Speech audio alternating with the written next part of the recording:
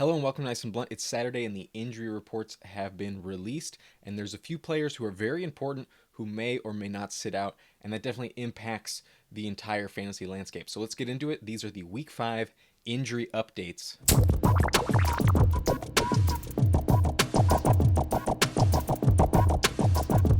All right, so I'm going to go alphabetically by team. So I'm going to start in Arizona with Chase Edmonds. Now, he was limited Friday, but he didn't practice on Thursday or Wednesday. So at the moment, he's a game time call, but because of the limited practice, I think he does suit up. And ultimately, this probably isn't going to change too many things. But I do think his workload is going to be a little bit limited than usual. And I think that's a bit of a boost for James Conner. I think if I have both of them and I had the option of who to play, I would prefer James Conner. Right now, I have Conner as my running back 21. They're going up against San Francisco at home. And then I would have Edmonds as my running back 26. Now, even though Edmonds gets the passing game work, we've seen that Conner has the goal line role. And I have a feeling that they may be leading in this game against Trey Lance and want to kill the clock with a lot of run plays. So I think Conner is going to benefit the most. But I still think Chase Edmonds will see his typical workload and be a decent flex option.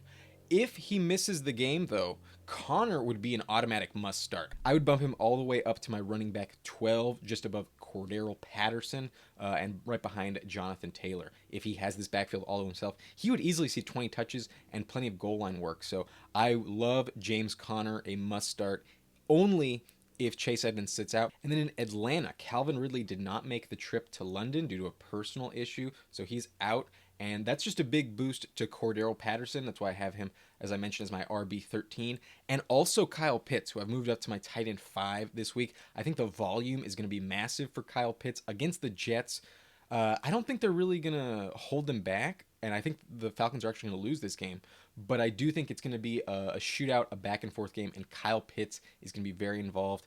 I think he scores a touchdown, but more importantly, he's going to get at least 10 targets or so and come close to 100 yards receiving. I think this is going to be a big game for Kyle Pitts, the game that you've been waiting for. However, the other wide receivers in Atlanta don't really move the needle for me. I would bump up Zacchaeus up to wide receiver 41, but you're not really trusting players in that range.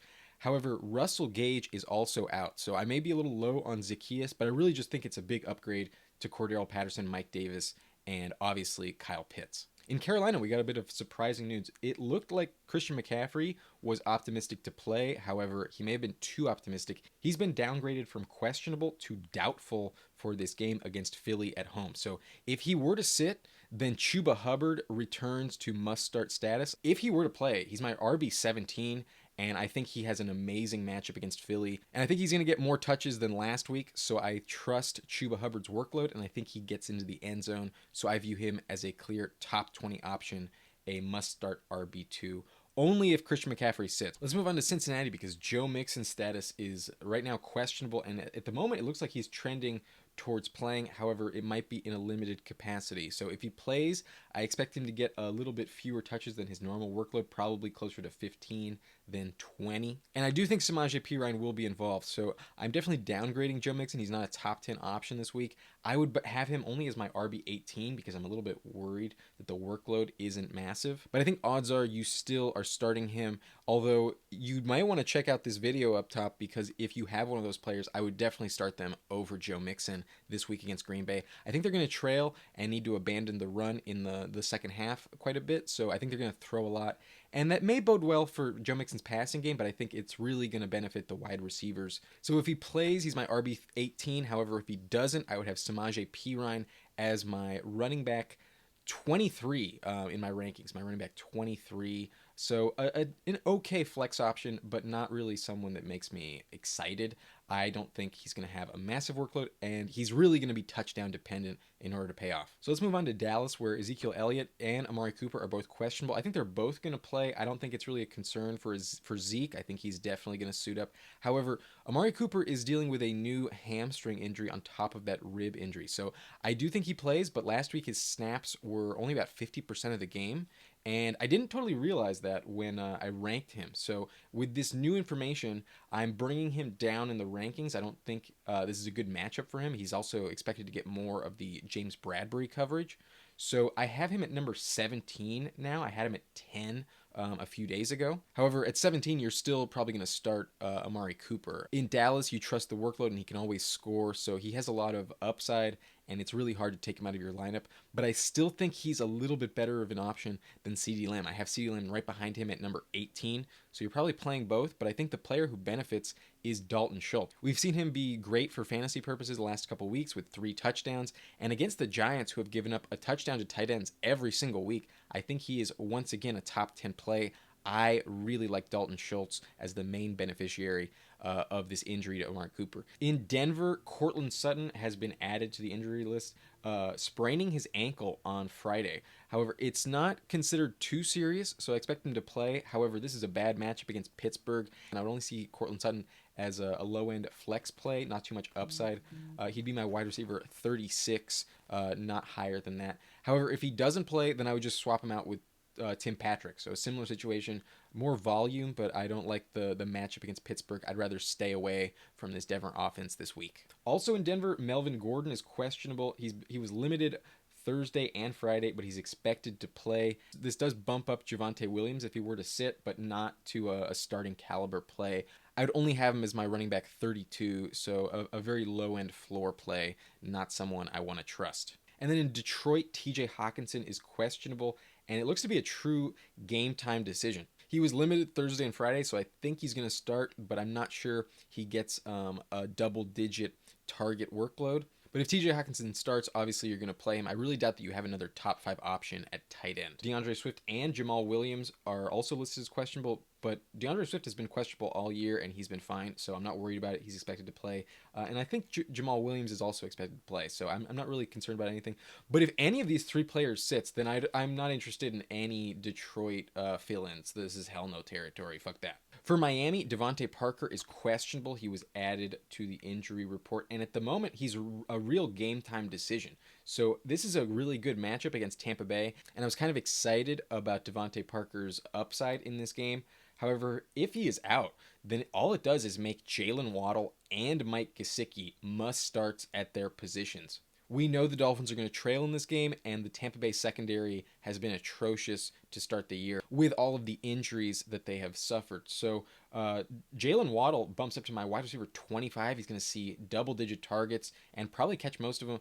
Not the highest upside because his yards per reception is kind of low, but in any type of PPR format, you got to play him. He's my wide receiver 25 in half PPR. He'd almost be inside the top 20 if it was straight up PPR. And then Gesicki is already a top 10 tight end for me. But if Parker is out, then he's just going to have a bigger role in the red zone and in the receiving game. So I would bump him up to my tight end 5.